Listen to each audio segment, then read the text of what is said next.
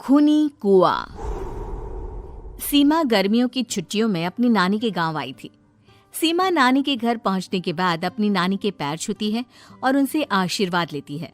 तभी उसकी नानी उससे कहती है, इतनी बड़ी हो गई मेरी सीमा, चल जल्दी से हाथ मुंह धो ले, मैं तेरे लिए खाना लगा देती हूँ। भूख लगी होगी ना? हाँ नानी, भूख तो लग रही है मुझे, आपके हाथ के बने हुए पीले दाल और चावल खाने की। कितना टाइम हो गया है मुझे आपके हाथ का बना हुआ दाल चावल खाए हुए। तू तो नौकरी में व्यस्त थी, तो तुझे कहाँ से टाइम मिलेगा अपनी नानी के लिए? और जब इतने टाइम बाद आई है तो ज्यादा टाइम के लिए रुक कर जाएगी तू। हाँ नानी, इस बार पूरे 2 महीने के लिए आई हूँ। सीमा की नानी अंदर जाकर उसके लिए खाना बनाने लगती है।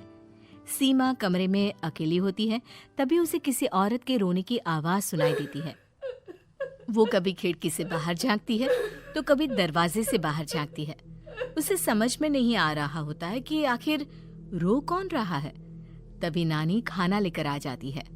वो अपनी नानी से कहती है, नानी, कोई औरत रो रही है क्या? मैं जब से यहाँ आई हूँ तब से मुझे यहाँ किसी औरत की रोने की आवाज आ रही है। हे भगवान, कहीं ये वही तो नहीं? बोलो ना नानी। अरे कोई नहीं रो रहा, ये तेरे मन का वहम है। और तू ना अब खाना खा ले, ज्यादा यहाँ वहाँ की बातों में ध्यान मत दिया कर।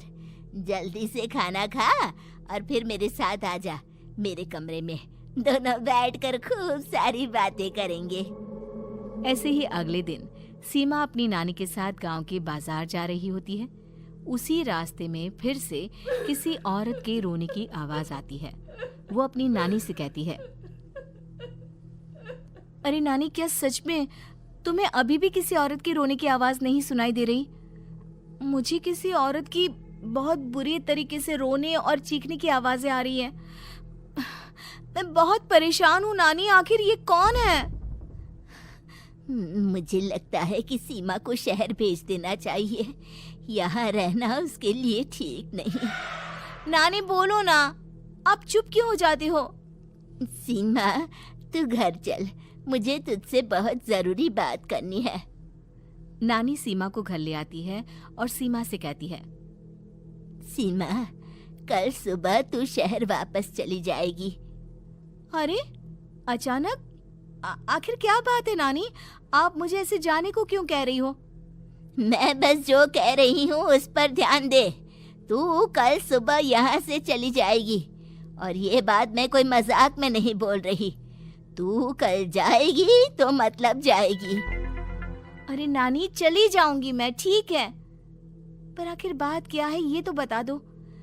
मम्मी से कोई बात हुई है या फिर मुझसे कोई गलती हुई है जो तुम मुझे अचानक से जाने के लिए बोल रही हो? देख सीमा, रात बहुत हो चुकी है और मुझे इस बारे में कोई बात नहीं करनी। चल, अब चल के मेरे साथ सो जा। सुबह की बस पकड़कर तुझे शहर भी तो जाना है। सीमा को अपनी नानी का ऐसा व्यवहार देखकर बहुत ही अजीब लगता है। उसे कुछ समझ में नहीं आ रहा होता है कि आखिर उसकी नानी उसे अचानक से गांव छोड़कर जाने के लिए क्यों कह रही है। ये सारी बातें सोचते सोचते सीमा की आंख लग जाती है और वो अपनी नानी के साथ सो जाती है। ऐसे ही आधी रात को सीमा को फिर से किसी औरत की रोने की आवाज सुनाई देती है। वो उस औरत की आवाज सुनकर बार बार करवटें बदल रही होती है और तभी उसे सपने में भी एक अजीब सी औरत की परछाई दिखाई देती है, जो इतना चीख चीख कर रो रही होती है कि सीमा डरकर उठ जाती है। वो पूरे पसीने पसीने हो रही होती है। वो अपने आसपास देखती है तो घर में बिल्कुल शांति का माहौल होता है। सीमा घबरा जाती है। वो अपनी नानी को जगाने की कोशिश करती है, मगर उसकी नानी नहीं जगती। सीमा को फिर से उस औरत की रोने की आवाज सुनाई देती है। आखिरकार सीमा अपने आप को रोक नहीं पाती और वो घर का दरवाजा खोलकर बाहर निकलती है। आखिर ये माजरा क्या है? आज तो मैं पता करके रहूंगी। अब आवाज का पीछा करते हुए सीमा आधी रात को गांव के चौपाल के पास बने कुएं के पास पहुंच जाती है, जहां कुएं की चारों ओर बेड़ियां लगी होती हैं उन बेड़ियों में लगे हुए ताले के साथ एक लाल रंग का कपड़ा और माता रानी का कलावा बंधा होता है। उस कुएं में से सीमा को किसी के रोने की आवाज आती है। सीमा परेशान हो जाती है। इस कुएं में कौन है? कौन है यहाँ? सुनो, कौन है? कौन रो रहा है? वो चिल्ला चिल्ला कर पूछती है और साथ ही लोगों को जगाने की कोशिश करती है, मगर किसी को भी उसकी आवाज सुनाई नहीं देती। अब सीमा खुद उस कुएं के पास की बेड़ियों और तालों को खोलने की कोशिश करती है और किसी तरह कुछ देर की मशक्कत के बाद सीमा उसको खोल भी देती है।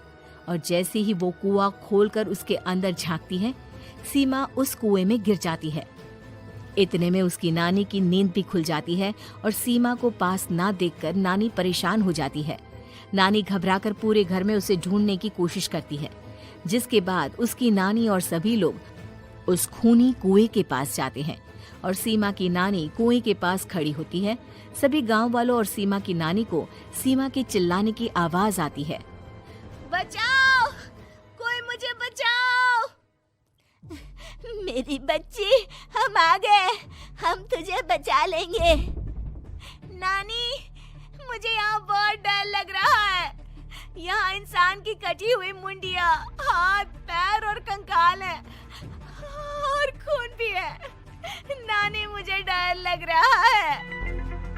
आप सब मेरी मदद कीजिए, नहीं तो ये खूनी कुआं मेरी बच्ची को भी खा जाएगा। अरे मुझे तो ये समझ में नहीं आ रहा कि आखिर इस खूनी कुएं को खोला किसने। सालों पहले इसको इतनी मुश्किलों के बाद तांत्रिक बाबा ने बंद किया था। अरे पूरा गांव खूनी कुएं के बारे में अच्छे से जानता है, तो कोई भी जानबूझकर तो ऐसा करेगा नहीं। मतलब किसी ने अनजाने में इसे खोल दिया है भैया। सीमा को इस बारे में मालूम नहीं था और जब से वो यहाँ आई थी तभी से उसे किसी औरत के रोने की आवाजें भी सुनाई दे रही थी। कहीं सीमा ने ही तो उसे नहीं खोला। अगर ऐसा है तो फिर सीमा का बचना बहुत मुश्किल है। वहीं कुएं के अंदर सीमा रोते हुए बैठी होती है कि उसे आवाज सुनाई देती है जो कुएं के बाहर खड़े गांव वालों में से किसी को सुनाई नहीं देता।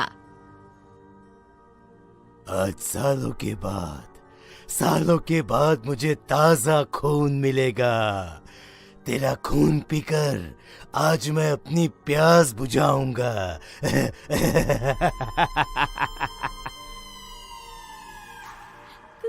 कौन है?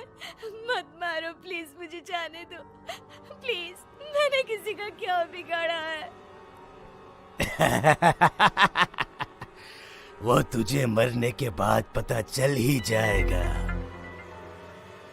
जितने में गांव वाले और सीमा की नानी कुछ सोच पाते, उतने में उन्हें सीमा के चिल्लाने की आवाज आती है और अगले ही पल सब शांत हो जाता है। क्या हुआ? सीमा, मेरी बेटी। माफ करना बहन, लेकिन अब सीमा वापस नहीं आएगी। हमें एक बार फिर से कुएं को बंद करना होगा। गांव वाले तभी तांत्रिक को बुला कर लाते हैं। एक बार फिर अपनी शक्ति से तांत्रिक बाबा उस कुएं को हमेशा हमेशा के लिए बंद कर देते हैं और वहां एक बोर्ड लगा दिया जाता है कि यहाँ आना मना है।